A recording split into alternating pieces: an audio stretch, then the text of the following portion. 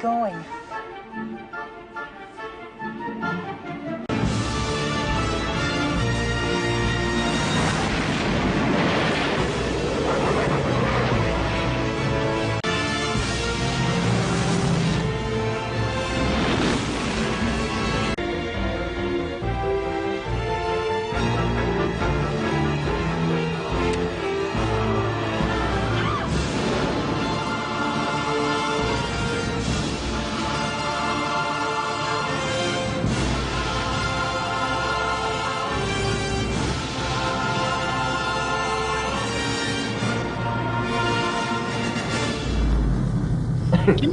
Give me 3 books everyone should read, not including The Most Dangerous Superstition, which is the one that I say the most. That's why on this channel you can find me reading each chapter individually. I'm up to 30 chapters now, much more to come. Nice. I will start with an obscure one that a bunch of people haven't heard of that I mentioned, which is by Rose Wilder Lane, called The Discovery of Freedom. I think the subtitle is like Man's Struggle Against Authority or something. She was the daughter of Laura Ingalls Wilder, as in Little House on the Prairie, who grew up in anarchy, spent much of her life in towns where there was no law enforcement and people just worked together and stuff. She comes the closest I've ever seen to somebody explaining things the way I do. I mainly wrote the book because I thought, why does nobody say it this way? I mean, these principles and concepts have been around forever. I'm not the first to say any of them. But it isn't usually explained as government isn't real, authority isn't real. It's just an imaginary, self-contradictory notion. So The Discovery of Freedom is definitely one. Our Enemy, the State by Albert J. Nock is a great one. And oddly enough, The Law by Frederick Bastiat is, even though he doesn't, I don't know if he ever came out as an anarchist, he basically did the thing where if you whittle down the law to what's legitimate, there's no reason to call it the law anymore. But he didn't. He was still calling it that for some reason. But it's still, a short little book does such a good job of just slicing and dicing what most people view as law and legality and authority, and just demolishes that in this tiny little book. And I'll throw in a fourth for good measure for extra credit, which would be No Treason, The Constitution of No Authority by Lysander Spooner, which, again, just very succinctly and concisely just demolishes the mythology that we're taught about constitutions and republics and the social contract and all that garbage. It's so incredible to see Frederick Bastiat and Ayn Rand, when they talk about aggression, they inadvertently say anarcho-capitalism, they say anarchism, they say voluntarism without even knowing it. Bernie Sanders says anarchism without knowing it. He goes, "We need a society in which violence does not exist, so I'm calling out this supporter." So obviously he is inadvertently advocating voluntarism, but he literally doesn't even know it. Yeah. Don't you get tired of this simple-minded Laura Bush nonsense about children reading, or reading to children, or teaching children to read, or reading to children about teaching, or whatever the fuck it is? What is it with these Bush women? His mother, the big silver douchebag, was into the same sort of nonsense. These women should not be encouraging children to read. They should be encouraging children to question what they read. Content is far more important than the mere act of sitting with your mother and dragging your eyes across text. By the way, I noticed that apparently the idea of teaching children to read didn't work when Barbara tried it on George. So, moving forward, to understand the dynamics of why people do not understand what communism is, and do not understand why people in high-level positions of finance and banking and military and government, okay, want to bring about world communism through socialism, and always want to project that socialism is a good thing for the masses of people. And they want people subscribing to the idea of socialism. It's the same thing as why do Satanists want people subscribing to the ideas of communism, but of Satanism, but on a lower level, mini-me Satanism? Well, if you're a high-level communist and you want to bring the world into totalitarian communism, the New World Order, the dark New World Order, you have to bring people into a mini-me version of your mindset, which is socialism. That's mini-me communism. It's the same thing as what I call mini-me Satanism. And let me tell you something, folks. This book right here that I'm putting on the screen, put this full screen. Okay. This is probably the most important book any human being will ever read, in addition to The End of All Evil by Jeremy Locke and The Most Dangerous Superstition by Larken Rose. Okay? I have now asked multiple rooms of people at events that I've been at who has read this book cover to cover in its entirety. It's a short book. It's like 150 pages to 200 pages, depending on how big the print is in whatever edition you're getting it in. Okay? Maybe even less than that. And hardly anybody's hands ever go up.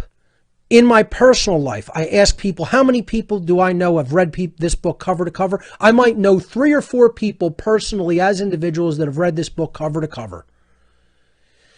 I'm telling my whole listening audience, my whole viewing audience right now, this is the most essential book right now that anybody could read at this point in human history. This is it. None Dare Call It Conspiracy by Gary Allen. I will link to a PDF copy of the book in this podcast. Download it, put it on your damn reading device, whatever it happens to be, whether it's a smartphone, a tablet, whatever the hell you want to read on, okay? And read this book cover to cover. Anybody who wants to claim that they're awake and has not read this book, you're asleep. I don't care what else you know. You don't know what's going on in the world if you haven't read this book.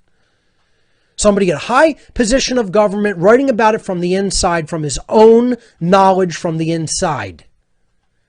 Just like I'm telling you about Satanism because I was on the inside and came out of it, this person's telling you about what's going on inside high-level positions of government because he was on the inside.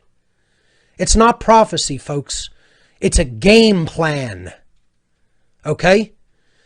All right? People want to say it's conspiracy. No, it's called a game plan of internal collusion between high-ranking members of politics, banking, military, industry, etc.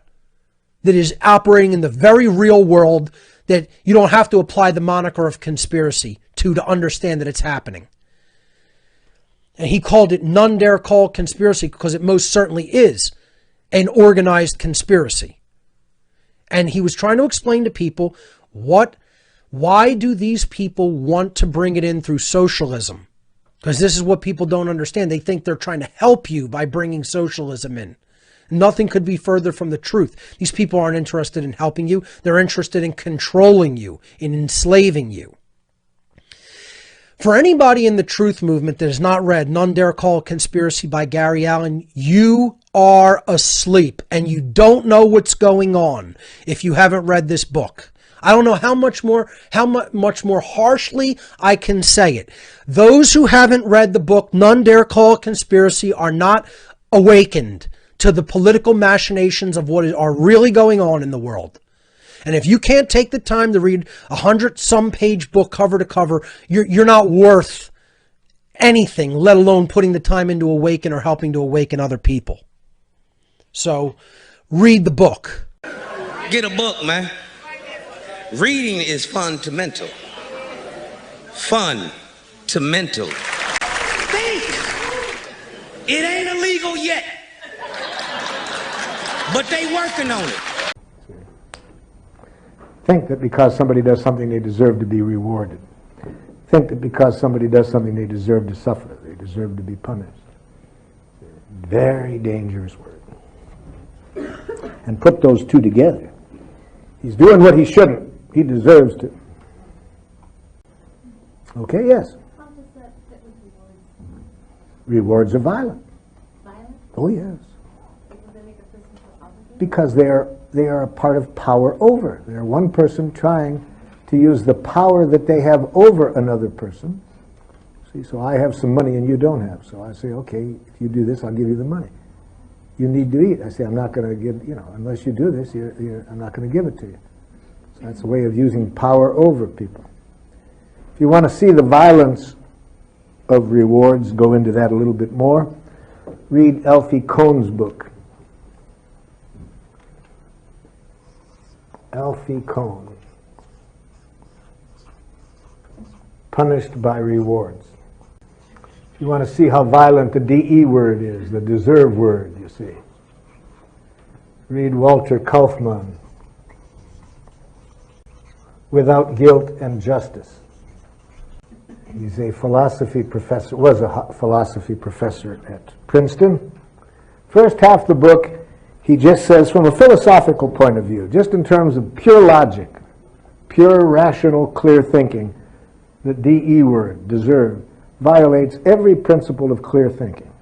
To think that anybody deserves anything, he shows in the first half of his book, violates every principle of clear thinking. Then in the last half of the book, he shows then that it's no secret that our judicial system, our correctional system, is suicidal. Because it's based on a totally irrational concept that people deserve to suffer for what they've done. So even though our own judicial system, our own statistics show that people are more violent when they get out of our prisons than when they go in, we never learn about this. It's hard to see that anytime you use punishment, it never works. Not if you're conscious at two levels. If you ask yourself two questions, you will see that punishment cannot work. Question number one, what do we want the other person to do? If you ask only that question, it tricks you into thinking that punishment sometimes works. Because sometimes through the use of punishment, you can get somebody to do something. But ask the second question and you see it never works. Second question, what do we want the other person's reasons to be for doing what we want them to do? Ask those two questions, no more punishment. Same with reward. That's why I used to love to call LA when I lived in New York. What are y'all doing? Talking to TV producers, huh? Bummer. Me? I'm reading a book. Yeah, we're thinking back east. Yeah, we're evolving. Are you for gun control? Yeah. Who should control the guns? Who should control the guns? Probably the government. Do you trust the government? No. You don't trust the government, but you want them to control the gun? Okay, do you, so you're for gun control? Oh, by far. In fact, I'll say repeal the Second Amendment. Do you trust the government? Well, but no. Who should control the guns? Who should control the guns? I say get rid of all the guns. Right, who should be the ones to do that? If we don't trust the government can't be trusted. Who's left to control the guns? Don't